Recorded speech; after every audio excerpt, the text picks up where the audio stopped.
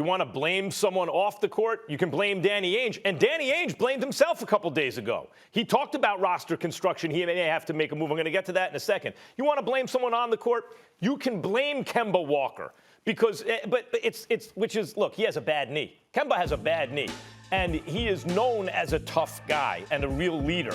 And so my sense is that a lot of guys probably wouldn't be playing if Kemba's playing like this as a result of the knee.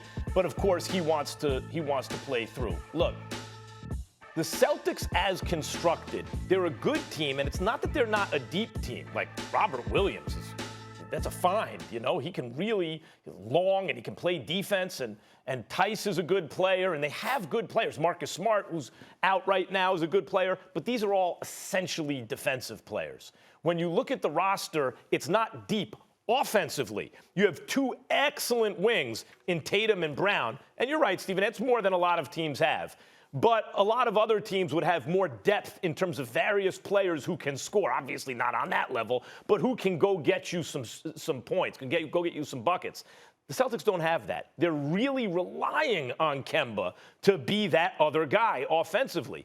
And when he's not, where do the Celtics get the points from? It's hard. Where do the Celtics get the points from if not Tatum and Brown? And it's not like Tatum and Brown aren't giving you the points. It's not like Brad Stevens isn't doing things to create opportunities for them and to kind of optimize, to maximize what they have. He is, and they are. They're great, and everyone knows it. But who else is there? It's supposed to be Kemba. If Kemba is right, we talk about big threes. That's a legit big three if Kemba's right. He has not been Kemba Walker. And when Kemba shoots like he does last night, you're not going to win. A couple games ago, then you might win, right?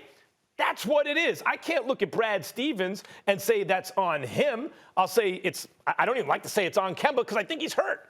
But if you want to blame someone who's actually playing, you can point to Kemba Walker. When he doesn't hit shots, very tough for them to win. You want to point to someone off the court, Danny Ainge. Well, first of all, you can look at Kemba. Clearly, he's not 100% healthy. Just looking at his shots on the highlights alone, you see him leaning heavily and favoring his left leg heavily, trying to stay off that right leg. That's number one. But number two, and more importantly, let me tell you something. Your points would be valid if we're talking about championships. I get that.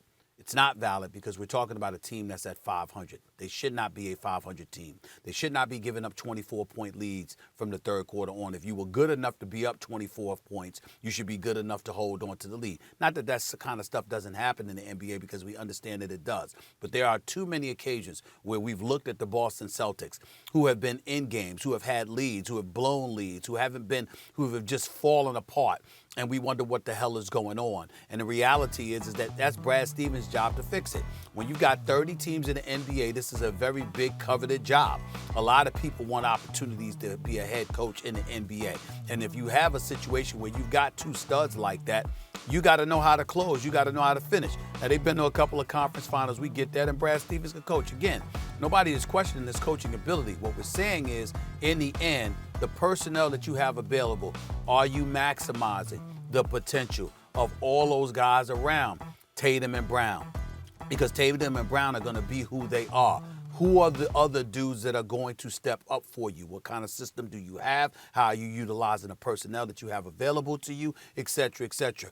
Anybody else we'd be asking that question about? Why does Brad Stevens get a pass in terms of asking those questions? That's the bottom line. I wouldn't say he gets a pass. I think if you just analyze it, you have two guys you could look at to say, like, what's the Celtics? I'll be more specific, in terms of your point. I think it's late game collapses, right? Because it happened again, and this time in a huge, obvious way. Another late game Celtics collapse. And we can look at defense, but really, it's the organizer of the offense. It's the guy who's making the decisions. Marcus Smart is out, and Kemba Walker's hurt. I think really that's what's happening as far as that goes. Yeah, but they started off even before Marcus Smart got hurt. They started off the season. We didn't like what we were seeing from Boston at the very, very start of the season. And then we blamed the bubble. We knew Kemba was out, but we blamed the bubble. And such a short, the season ends in September for them, and then they come back and they play in December. No, a whole bunch of other coaches don't get that excuse.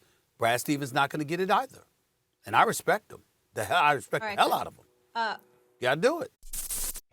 Thanks for watching ESPN on YouTube. For live streaming sports and premium content, subscribe to ESPN Plus.